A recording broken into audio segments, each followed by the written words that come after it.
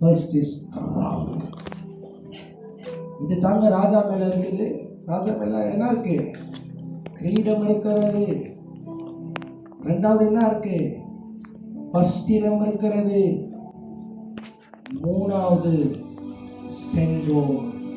சொல்லுங்க, மூணு காரியத்தை சொல்லுங்க. கிரீடம். இப்படி சொல்லணும், கர்த்தர் என்னை அலங்கார கிரீடமாய் அலங்கரிக்கிறார்.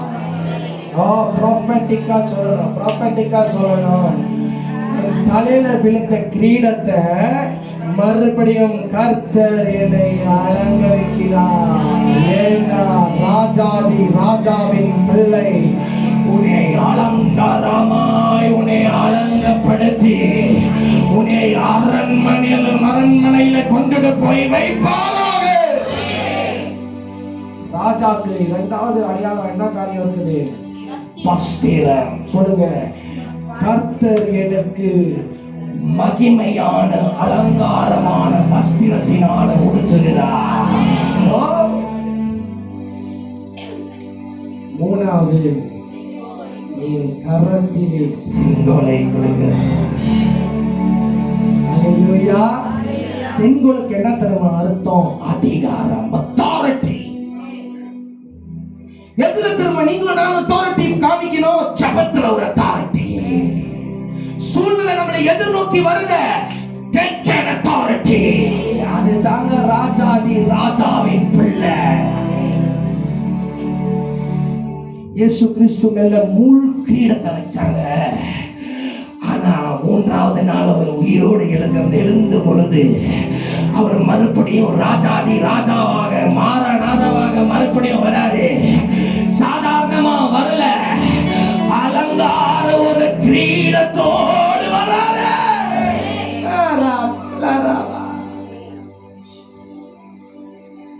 ரெண்டு வசனத்தை வாசிக்கணும்.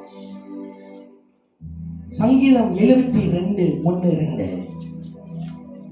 இது நம்ம சீரியஸாக போறோம். சொல்லுங்க, ராஜாக்களுடைய ஜெபத்தை கர்த்தர் கேட்டார். வாசிங்கள். சாலமோனை பற்றிய சங்கீதம். தேவனே, தேவனே, ராஜாவுக்கு உம்முடைய நியாய தீர்ப்புகளையும். பாருங்க, ராஜா என்ன செய்வாங்களா? அவங்களுக்கு என்ன, ராஜாக்கள் என்ன இருக்கு? They can decide or they can give judgment. நியாய தீர்ப்பு எழுதிக்கொள்ளுங்க. ராஜா கையில என்ன இருக்கு? அதிகாரம், நியாய தீர்ப்பு. அப்போ நம்மளுடைய கர்த்தாதி கர்த்தர் கையில நியாய தீர்ப்பு உண்டா? உண்டு. மறுபடியும் இந்த பூமிக்கு வரும் பொழுது நியாய தீர்க்க வருகிறார். ராஜாவின்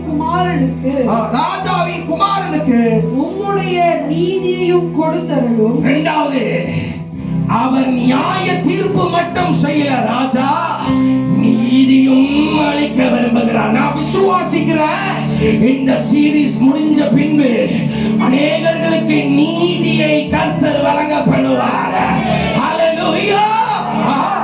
அவர் உம்முடைய ஜனங்களை நீதியோடும் உம்முடைய ஏழைகளை. சொல்லுங்க, ஏழைகளை நியாயத்தோடும் விசாரிப்பார். அல்லேலூயா. ரிச்ச நியாயம் தீர்க்கல கர்த்தரு. யார கர்த்தர் நீதி செய்ய போறாரு? ஏழைகளுக்கு. அல்லேலூயா. நான் வசனம் சொல்லுது, திக்கற்றவர்களுக்கும் ஏழைகளுக்கும் விதவைகளுக்கும் கர்த்தர் நீதியை தருகிறார். அதுதான் ஆவியானவர் நம்மளுக்கு ஆரம்பத்தில் ஒரு ஹிண்ட கொடுத்தாரு. உன் கையில ஒரு நீதியின் செங்கலை கொடுக்கிறாய்.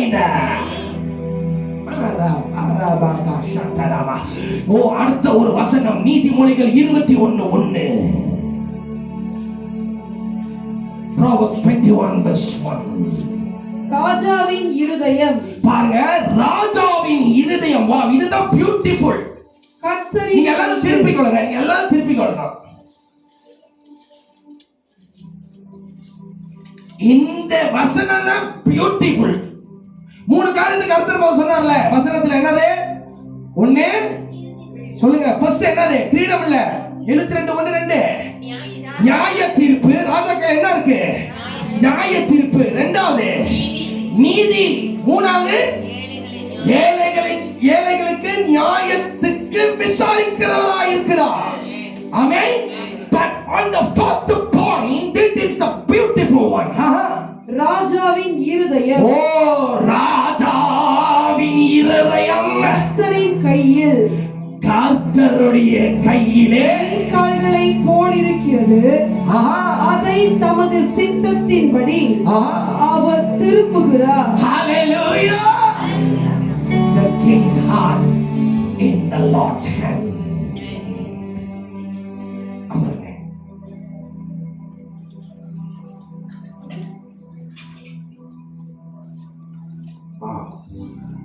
சொல்லுங்க. ராஜாவினுடைய இருதயம் யார் கையில இருக்கு? கர்த்தர் கையில. உட்கார்ந்துருங்க. கர்த்தர் கையில இருக்கிறதா?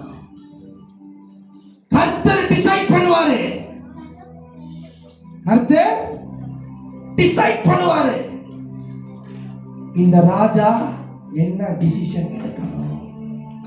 இப்ப நம்ம தேசத்துல பிரதமர் அப்பாயிண்ட் பண்ணணும்னா யார் கையில அதிகாரம் இருக்குது? சொல்லுங்க. ராஜா கையில தான் என்ன இருக்கு?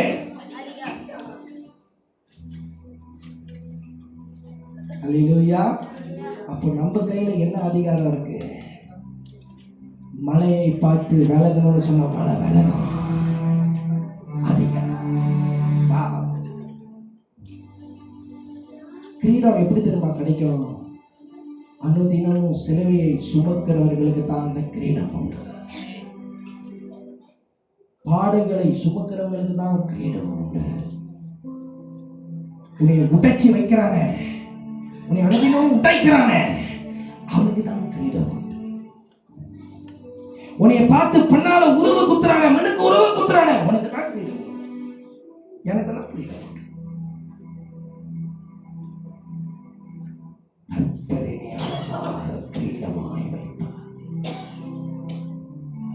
ராஜாவுடைய ஜெபத்தை கர்த்தர் கேட்டு பதில் தரார்னா, ராஜாவுடைய பிள்ளை ஜெபித்தா எவ்வளவா கர்த்தர் தருவார். இன்னைக்கு ஒரே ஒரு ராஜாவை குறித்து தான் தியானிக்க போறோம். அநேக ராஜாவை குறித்து நான் உங்களுக்கு வரப்போற நாட்களிலே, வரப்போற வாரத்திலே உங்களுக்கு நான் கற்றுக் கொடுப்பேன். It is very important. It is very important. Hallelujah. எழுதிக் கொள்ளுங்கள். ஃபர்ஸ்ட் ராஜா மனாசே ராஜா, கிங் மனாசே. இவர்தான் யூதாவின் ராஜா. ஹல்லேலூயா.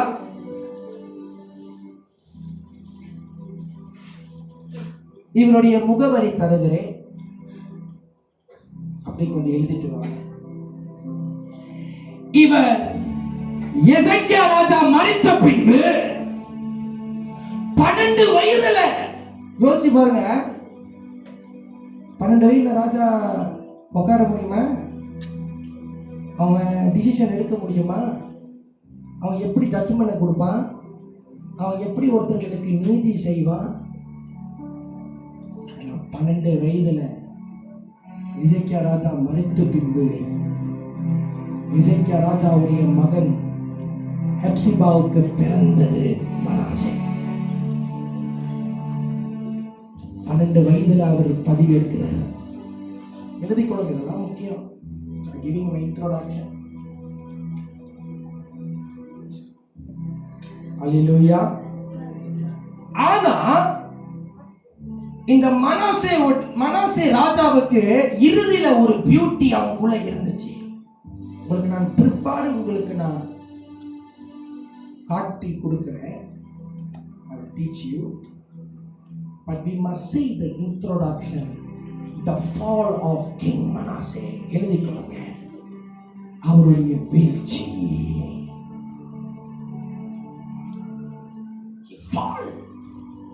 He fall. இன்ட்ரோடக்ஷன் உங்களுக்கு நான் என்ன சொன்னேன்? 12 வயதுல இந்த மனாசே ராஜா ராஜா பதவியை கை கொள்ளுகிறாரு. அவருக்கு பிறந்த மகள் பேரண்ட்ஸ் யாரு? எசேக்கியா, ஹெப்சிபா. ஆமே. இவர் எந்த தேசத்துல ராஜாவா இருந்தாரு? யூதா. King of Judah. இதுக்கு வழங்கிக்கிட்டீங்களா? திருப்பிக் கொள்ளுங்கள்.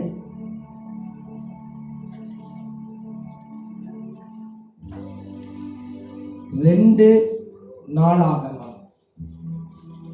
இப்ப அவருடைய வீழ்ச்சியை நீங்க கொஞ்சம் லிஸ்ட் டவுன் பண்ணிட்டு வர போறீங்க. அல்லேலூயா. 2 நாளாகமம் அதிகாரம் 33. ஆமென். அல்லேலூயா. 2 Chronicles chapter 33. அழகா மெதுவா நிறுத்தி ஃபர்ஸ்ட் உங்களுக்கு நான் இன்ட்ரோடக்ஷன் கொடுத்தேன். Who is king Manasseh? Amen. அவருடைய தகப்பனார் தாயார் பேர் என்ன? அவர் எந்த தேசத்துல ராஜாவாய் ஆண்டாரு? ஆனா இப்ப முதலாவது அவருடைய வீழ்ச்சியை பார்க்க போறோம். Among all, this king has his own beauty. Hallelujah. வாசிங்க. பைபிளை நல்லா கவனிக்கணும். It's a study time. Please look into the word. Manasseh ராஜாவாகிற போது 12 வயதாயிருந்து 55 வருஷம் எருசலேமில் அரசாண்டார். எழுதிக் கொள்ளுங்க. எத்தனை வருஷம் அரசாண்டாரா? 55 வருஷம். 12 வயதுல 18. எத்தனை வருஷம் ஆண்டாரு? 55. 55 years. கர்த்தர் இஸ்ரவேல் புத்திரருக்கு முன்பாக துரத்தின ஜாதிகளுடைய அருவருப்புகளின்படியே அவன் கர்த்தரின் பார்வைக்கு பொல்லாப்பானதை செய்தான். எழுதிக் கொள்ளுங்கள். இந்த ராஜா பொல்லாப்பு செய்தான். அவங்க அப்பா செய்யாததை இவர் செஞ்சாரு. அவன் தன் தகப்பனாகிய எசேக்கியா தகர்த்து போட்ட மேடைகளை திரும்பவும் கட்டி. எந்த மேடைகள்? பாகாலின் மேடைகள். எழுதிக் கொள்ளுங்க. பாகால்களுக்கு பலிபீடங்களை எடுப்பித்து. இவன் என்ன செஞ்சான்? பாகாலுக்கு பலிபீடத்தை செஞ்சானா? படிங்க. பைபிளை நல்லா பாருங்க. உண்டாக்கி. படிங்க. மறுபடியும் படிங்க அந்த வரிய. அவன் தன் தகப்பனாகிய எசேக்கியா தகர்த்து போட்ட மேடைகளை திரும்பவும் கட்டி பாகால்களுக்கு பலிபீடங்களை எடுப்பித்து விக்கிரக தோப்புகளை உண்டாக்கி. என்ன பண்ண? விக்கிரக தோப்பை உண்டாக்குறானா? வானத்தின் சேனையெல்லாம் பணிந்து கொண்டு அவைகளை சேவித்து எருசலேமிலே என் நாமம் என்றென்றைக்கும் விளங்கும் என்று கர்த்தர் சொன்ன தம்முடைய ஆலயத்திலே பலிபீடங்களை கட்டி.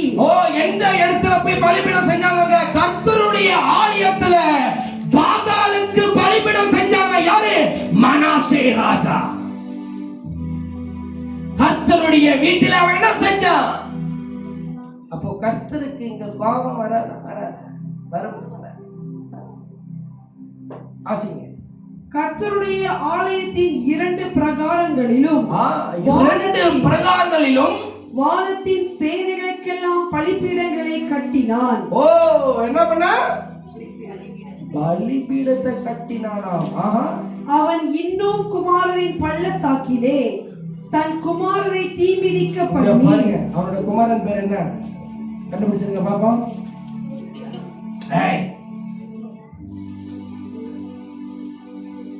வீட்டுல போய் கண்டுபிடிச்சிருக்கேன். தன் குமாரரை தீ மிதிக்க பண்ணி. அவன் குமாரன் என்ன செஞ்சான்? தீ மிதிக்க பண்ணி. எங்க இன்னும் குமாரன் அவன் என்ன பண்ணா? எங்க தீ மிதிக்க சொன்னா? கர்த்தருடைய ஆலயத்திலே தீ மிதிக்க சொன்னா. walk on the fire. நாளும் நிமித்தமும் பார்த்து. ஐயோ 4 நிமித்தம் பார்க்கறேன். அப்படினா என்னது? ஜோசியா கார பில்லி சூனியங்களை அனுசரித்து.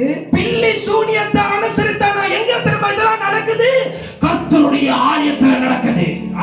அஞ்சனம் பார்க்கிறவர்களையும் ஐயோ அஞ்சனம் பார்க்கிறவனையும் குறி சொல்றவர்களையும் வைத்து கர்த்தருக்கு கோபம் உண்டாக கர்த்தருக்கு இவன் கோபம் உண்டாக்கினான். அவர் பார்வைக்கு மிகுதியும் கர்த்தருடைய பார்வைக்கு எப்படி மிகுதியும் பொல்லாப்பானதை செய்தார். பொல்லாப்பு ஆனதை செய்தார். வாசிங்க தொடர்ந்து. இந்த ஆலயத்திலும் இஸ்ரவேல் கோத்திரங்கள் எல்லாம் நான் தெரிந்து கொண்ட எருசலேமிலும் என் நாமத்தை என்றென்றைக்கும் விளங்க பண்ணுவேன் என்றும் நான் மோசேயை கொண்டு இஸ்ரவேலுக்கு கொடுத்த சகல நியாய பிரமாணத்திற்கும் சரி கட்டளைக்கும் நியாயங்களுக்கும் ஒத்தபடியே அவர்களுக்கு நான் கற்பித்தவைகள் எல்லாம் அவர்கள் செய்ய சாவதானமாய் இருந்தார்களே ஆகில் நான் இனி அவர்கள் காலை அவர்கள் பிதாக்களுக்கு நிலைப்படுத்தி வைத்த தேசத்திலிருந்து விலக பண்ணுவதில்லை என்றும் தேவன் தாவீதோடும் அவர் குமாரனாகிய சாலமோனோடும் சொல்லியிருந்த தேவனுடைய ஆலயத்தில் தானே அவன் தான் பண்ணுவித்த விக்கிரகம் ஆகிய சிலையை கர்த்தருடைய ஆலயத்தில் என்ன செஞ்சான்? விக்கிரக சிலை. அது என்ன சிலை தெரியுமா? கானானியன் பெண்ணுடைய சிலை. எழுதிக்கொள்ளுங்க. the goddess of Canaanite. நீங்க பைபிள்ல போய் லிட்டரலி படிச்சு பாருங்க. அதான் சொல்றேன், பைபிளை தியானிக்கும் பொழுது you must study also the literal meaning. எந்த காட்டை ரிஃபர் பண்றாங்க. இவன் எந்த சிலையை செஞ்சு வச்சா? கானானியன் பெண், the goddess of Canaanite. அப்படியே கர்த்தர் இஸ்ரவேல் புத்திரருக்கு முன்பாக அழித்த ஜாதிகளை பார்க்கிலும் யூதாவும் எருசலேமின் குடிகளும் பொல்லாப்பு செய்யத்தக்கதாய் பாருங்க, எழுதிக்கொள்ளுங்க. அவன் ஃபர்ஸ்ட் கர்த்தருடைய ஆலயத்துல பாகால் அல்லது இந்த சலையை அவன் செய்தான். இரண்டாவது, he seduced the people to do evil. ஒரு மனசுக்குள்ள என்ன இருந்தது? பரவாயில்ல, நீ செய், பாவத்தை செய், செய், நீ தாராளமா செய், நீ ஒன்னும் பாகால கும்பிடு, எல்லாம் கும்பிடு. அல்லேலூயா. ஆனா எசேக்கியா ராஜா அந்த மாதிரி செய்யல. வாசிங்க. மனாசே அவர்களை வழி தப்பி போக பண்ணினார். பாருங்க, மனாசேவுடைய இருதயம் எப்படி இருந்துச்சா? ஒருத்தவங்களை வழி தப்பி போகிற ஒரு இருதயம். அல்லேலூயா. அப்போ நம்மளுடைய வழி யாரு? கிறிஸ்து. வாசிங்க.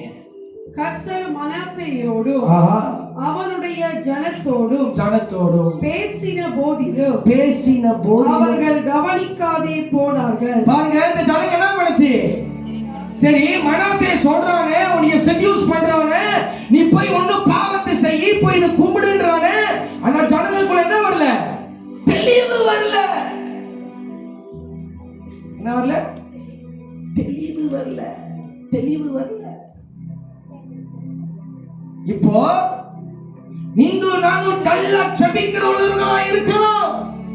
ஆனா இந்த உலகம் நம்மள என்ன பண்ணும்? நம்மளைய செட்யூஸ் பண்ணி பாவத்துல போய்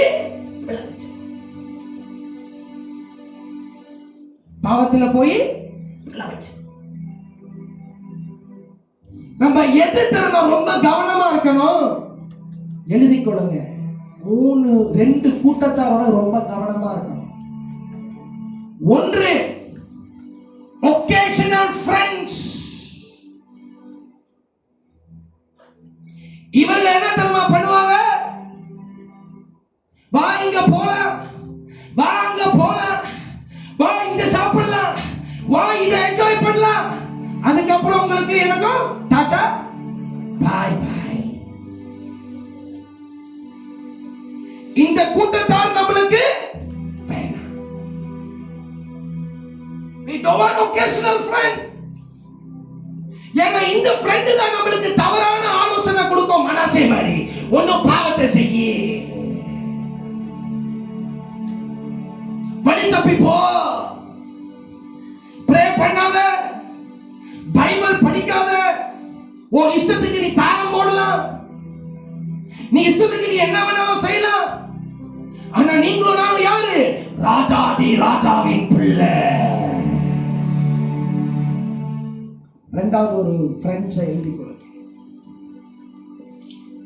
நம்மளுடைய தேவைக்கு மட்டும் யூஸ் பண்ணுகிற கூட்டாளிகள். காரியம் நடக்கணும்னு நம்ம கூட இருப்பாங்க. இப்ப யோசிச்சு பாருங்க, இப்ப என் பேங்க் பேலன்ஸ் 1 மில்லியன் இருந்தா என்கிட்ட வருவாங்களா இல்லையா?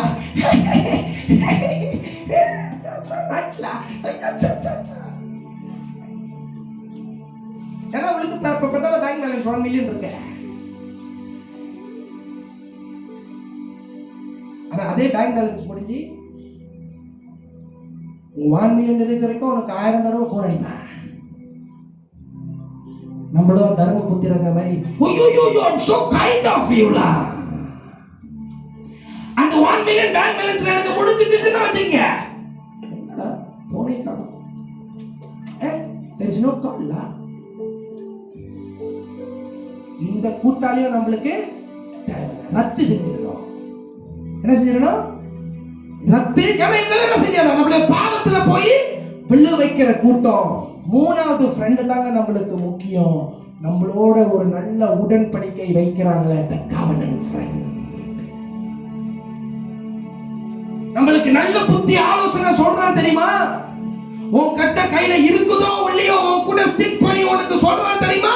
அந்த கூட்டாளி வேணும். கூட்டாளியும் ரொம்ப முக்கியங்க. ஆண்டவருக்குள்ள இருக்கிற கூட்டாளி தான் ரொம்ப முக்கியம். இன்னைக்கு ஒருத்தங்க போன் அடிச்சு எனக்காக ஜெபம் பண்ணு அப்படின்னு சொல்ற கூட்டாளி நம்மளுக்கு தேவை. ஏன்னா அவங்களும் ஜெபிப்பாங்க, நீங்களும் ஜெபிப்பீங்க.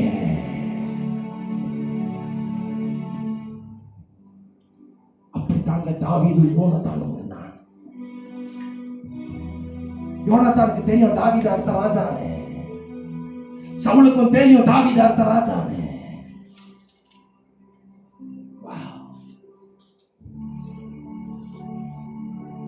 இந்த ரெண்டு ஃபர்ஸ்ட் 2 கூட்டத்தார் நம்மளுக்கு தேவையில்லை. ஏன்னா மனாசே இதுக்குள்ள இருக்கிறது என்ன இருதயம்? வண்டி தப்பி போகிற ஒரு இருதயம். டுவர்ட்ஸ் தி எண்ட் மனாசே கிட்ட இருக்கிற ஒரு பியூட்டி வாசிங்களேன், இதுதான் ரொம்ப ஹைலைட்டா இருக்கும். போக ஆகையால் கர்த்தர் அசீரிய ராஜாவின் சேனாதிபதிகளை அவர்கள் மேல் வர பண்ணினார். பாருங்க God want him to realize the mistake that he has done. அப்ப கர்த்தர் என்ன பண்றாரு? அசீரியா ட்ரூப்ஸ் கர்த்தர் அனுப்புறாரு. போய் நீ என்ன செய்ய? மனாசேய கைது பண்ணி பாபிலோனுக்கு கொண்டு போ. எழுதி கொள்ளுங்க, பாபிலோன் பாவத்தின் நிறைந்த ஒரு நகரம். நான் இன்னைக்கு ஒரு ப்ராஃபட்டிக்கா சொல்றேன். நம்முடைய சத்ருவானவன் போய் பாபிலோன்ல இருந்து தள்ளனால கர்த்தர் இன்னைக்கு நம்மளை ரியலைஸ் பண்ண வைக்கிறாரு. அந்த பாபிலோன்ல இருந்து உன்னை தப்பு வைத்து எருசலேமாகிய சபையிலே உன்னை நான் சேர்க்கிறேனா? இதுதாங்க மனாசேக்கு நடந்தது. இதுதான் மனாசேக்கு நடந்தது. அவனை கைது பண்ணி அவனை பாபிலோனுக்கு அழைத்து செல்கிறார்கள். Then he realized and he prayed, Lord, I made a mistake. நான் தப்பு பண்ணிட்டேன். மனாசே ராஜா, நான் தப்பு பண்ணிட்டேன். நான் இந்த பாவத்தை செஞ்சிருக்க கூடாது. பாபிலோனுக்கு இன்னொரு அர்த்தம் என்ன தெரியுமா? சிறைப்படுத்துவது. இப்ப நீங்களும் நானும் பாவம் செய்தா சத்ருவானவன் நம்மளை எங்க போய் வைப்பா? பாபிலோன் அல்லது அவனுடைய சிறையிருப்புல போய் வச்சிருவான். ஆனா என்னைக்கு நமக்குள்ள மனாசே மாதிரி ஒரு உணர்வு வருதோ, கர்த்தர் அவனை விடுதலையாக்கி, because he realized he made a mistake and he prayed unto the Lord. He prayed. கர்த்தர் அந்த ஜெபத்தை கேட்டு அந்த பாபிலோன் என்கிற சிறையிலிருந்து அவனை விடுதலையாக்கி கர்த்தர் மறுபடியும் எருசலேமிலே சேர்த்தார்.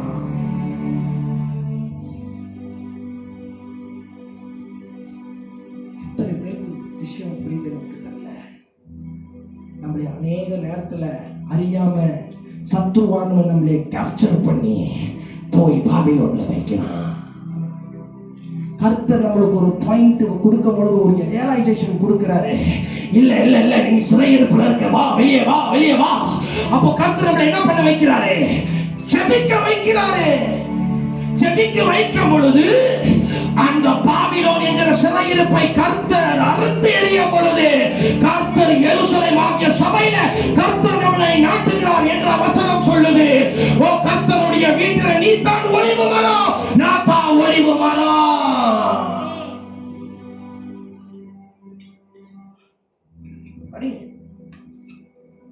அவர்கள் மனாசேயை முட்செடிகளில் பிடித்து, பாருங்க, முட்செடியிலே பிடித்து வெண்கல சங்கிலியால் அவனை கட்டி, வெண்கல சங்கிலியாலே கட்டி பாபிலோனுக்கு கொண்டு போனார்கள். எங்க கொண்டு போனாங்க சொல்லுங்க? பாபிலோன்ல கொண்டு போய் வைத்தாங்க. இப்படி அவன் நெருக்கப்படுகையில், இப்படி அவன் நெருக்கப்படுகிற பொழுது he was being oppressed, he was being compressed. என்னது? கையில சங்கிலி, வெண்கல சங்கிலி அவனை கட்டி போட்டு வைத்துட்டாங்க. தன் தேவனாகிய கர்த்தரை நோக்கி கெஞ்சி, இது தாங்க ராஜாவுடைய ஜெபம். மனாசே என்ன பண்றான்? கர்த்தர் சமூகத்தில் அவன் கெஞ்சுகிறான். தன் பிதாக்களின் தேவனுக்கு முன்பாக, தன் பிதாக்களின் தேவனுக்கு முன்பாக மிகவும் தன்னை தாழ்த்தினார். ராஜாதி ராஜாவினுடைய பிள்ளைகளே, நீங்களும் நானும் தப்பு செய்து விட்டோமானால் கர்த்தர் சமூகத்தில் தாழ்மையாய் வந்தரணும். மனாசே மாதிரி உனக்கு பெருமை தேவையில்ல. பாவம் செஞ்சுட்டு ஒண்ணு பெருமை வேற, பெருமை கீழே விழுந்துடும். நேபுகாத்நேசர் ராஜாக்குள்ள பெருமை இருந்தது, கர்த்தர் அவனை விழப்பண்ணினான். சவுல் ராஜாக்குள்ள பெருமை இருந்தது, கர்த்தர் அவனை விழப்பண்ணினான். ஆகாப் ராஜாக்குள்ள பெருமை இருந்தது, எல்லாத்தையும் சுரண்டி எடுத்துடலாம். ஆனா கர்த்தருடைய பார்வைக்கு ஆகாப் செய்தது பொல்லாப்பு, தீங்கு. கர்த்தர் அவனை தண்டித்தார், கர்த்தர் அவனை அடைத்தார். If you make a mistake, be like Manasseh. Manasseh போல ஒரு இருதயம் வேணும். ஒரு அடையாளம் சொல்றேன். பாவம் செய்ய செய்ய செய்ய நம்மளுக்கு அறியாமையே சத்ருவானவன் தான் சிறையில போய் வைப்பான். அறியாமையே நம்மளை ஏதோ ஒன்று போட்டு கட்டி, அப்படியே நம்மளை கட்டி இறக்கமாய் ஒரு ஃபீலிங் நம்மளுக்கு இருக்கும். ஆனா கர்த்தர் தான் நம்மளுக்கு ரியலைசேஷனை கொண்டுட்டு வருவாரே. You are doing a mistake. What you have done? You are serving the idol, Manasseh. Somehow in the house of God, you build the goddess of Canaanite. You supposed to serve me. You supposed to worship me. But you seduce the people to do more evil. பாவம் செஞ்சீங்க, கர்த்தர் அப்படிப்பட்ட அசிரியனை தான் அனுப்பி நம்மளுக்கு அறியாமையே கைது பண்ணி கொண்டிருக்கிறோம். சத்ரு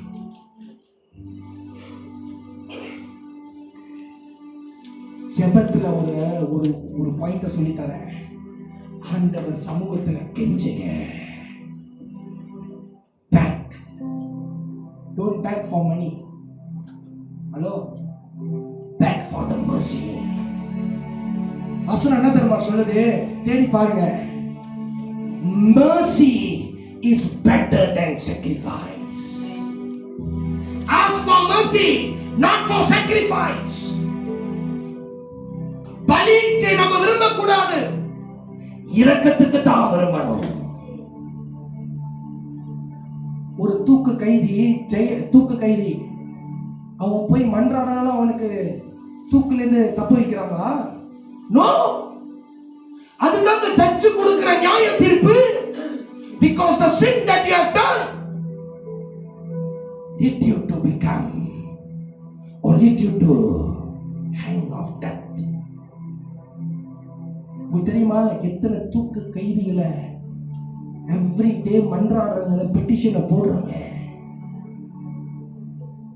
தப்பு முடிஞ்சுச்சா?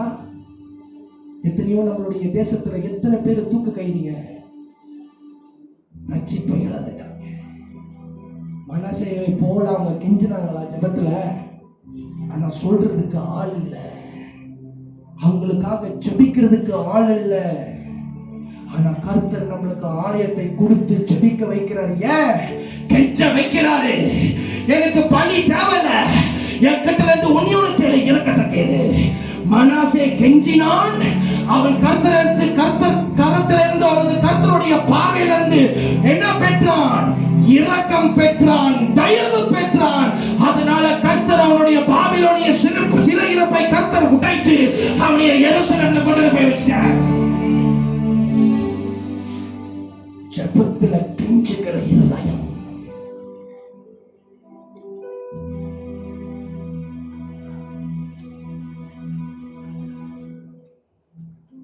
அவனுடைய லீனியேஜ்ல போய் பாருங்க, எல்லாமே புறம்பாய் தான் செஞ்சாங்க. மனாசேவை போல கெஞ்சலங்க ஜெபத்துல.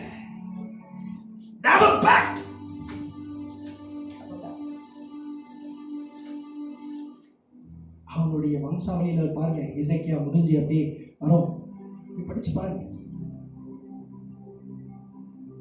எல்லாமே கர்த்தருக்கு புறம்பாய் தான் செய்தார். நம்மளுடைய வாழ்க்கையில எது நம்ம விக்கிரகமாய் வச்சிருக்கிறோம்? கர்த்தருக்கு முதலிடத்தை கொடுக்கிறோமா, அல்லது ஏதாவது நம்ம காரியத்தை நம்முடைய வாழ்க்கையில முதல் இடத்தை கொடுக்கிறோமா? எது முதலிடம்? கர்த்தருக்கு என்று முதல் இடத்தை கொடுத்தா நீங்களும் நானும் பாபிலோன் சிறுவை இருப்பதில் இருக்கிற தேவையில்லை. நீ எருசலேம்ல சபையில இருக்க வேண்டியவன். நீங்களும் நான் கெஞ்சலும் ஜெபத்தில் every day mercy. Lord, I want your mercy. Lord, I want your mercy. I want that. பலி செலுத்தியாச்சு. ஜெபத்துல நம்ம பலியை செலுத்திட்டோம், துதியில பலி செலுத்திட்டோம், ஸ்தோத்திரத்துல பலி செலுத்திட்டோம். அதெல்லாம் முக்கியம் தான். வசனம் அப்படி சொல்லுதுல, எனக்கு தெரியல. நீங்களும் நானும் ஜெபித்தா எத்தனையோ தூக்கு கைதிகளை காப்பாத்துறாங்க. தூக்கு கைதி இன்னைக்கும் நாளைக்கும் இருக்கிறாங்க. மனசேவை போல அவங்களுக்காக கெஞ்சுகிறவர்கள் நீங்களும் நானும். தப்பு செஞ்சிட்டாங்க, அவங்களை கைதி பண்ணி போய் சிறையில வைக்கிறாங்க. சிறையில வைக்கும் பொழுது அழுகுறாங்க, விடுதலை செஞ்சு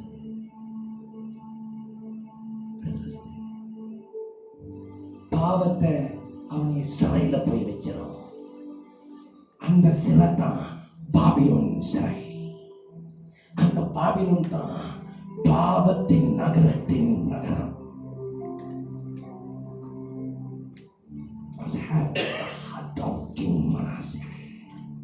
தொடர்ந்து வாசிங்க. அவரை நோக்கி அவன் விண்ணப்பம் பண்ணி கொண்டிருக்கிற போது அவர் அவன் கெஞ்சுதலுக்கு இறங்கி, கெஞ்சுதலுக்கு கர்த்தர் இறங்கினாராம். அவன் ஜெபத்தை கேட்டு, அவன் கெஞ்சி கர்த்தர் அவனுடைய ஜெபத்தை கேட்டு அவனை திரும்ப எருசலேமில் உள்ள தன்னுடைய ராஜ்யத்துக்கு வர பண்ணினார். அல்லேலூயா. கர்த்தரே தேவன் என்று அப்பொழுது மனாசே அறிந்தார். அல்லேலூயா, அல்லேலூயா. இன்னைக்கு ஒரே ஒரு ராஜா தான். உங்களுக்கு நான் மெதுவாய் சொல்லிக் கொடுக்க விரும்புகிறேன். ஏன் தெரியுமா? இறுதியில ஒரு ராஜா இருக்கிறாரு. அவர் பண்ணின ஜெபத்தை வைத்து ஆவியானவர் நம்மளை நடத்துவாராக. ஹல்லேலூயா, ஹல்லேலூயா. சொல்லுங்க, மனாசே ராஜாவை போல இன்னைக்கு நான் கெஞ்ச விரும்புகிறேன். அல்லேலூயா, அல்லேலூயா. இன்னும் நிறைய ராஜாக்களை நான் எழுதி வந்திருக்கிறேன். ஆனா இது நம்மளுக்கு போதும். ஏனென்றால் இது பகுதியாக உங்களுக்கு நான் பிரித்து ராஜாக்களுடைய ஜெபத்தின் சீரிஸை கர்த்தர் நம்மளுக்கு கொடுத்திருக்கிறார். ஹalleluya, ஹalleluya, ஹalleluya. நீங்க அப்படியே ஃப்ரீயா இருங்க ஜெபத்துல. Don't get tired. டயர்ட் நம்மளுக்கு வேண்டாம். I want to pray like Manasseh. Hallelujah, hallelujah. அப்படியே ஃப்ரீயா வந்துருங்க. அப்படியே பின்னால வயதானவங்களா இருக்கட்டும். You want to pray. Please take care of the children. சின்ன பிள்ளைங்களை மட்டும் பார்த்துக்குங்க. Hallelujah, hallelujah, hallelujah. கைகளை உயர்த்தி நன்றி ஆண்டவரே. இந்த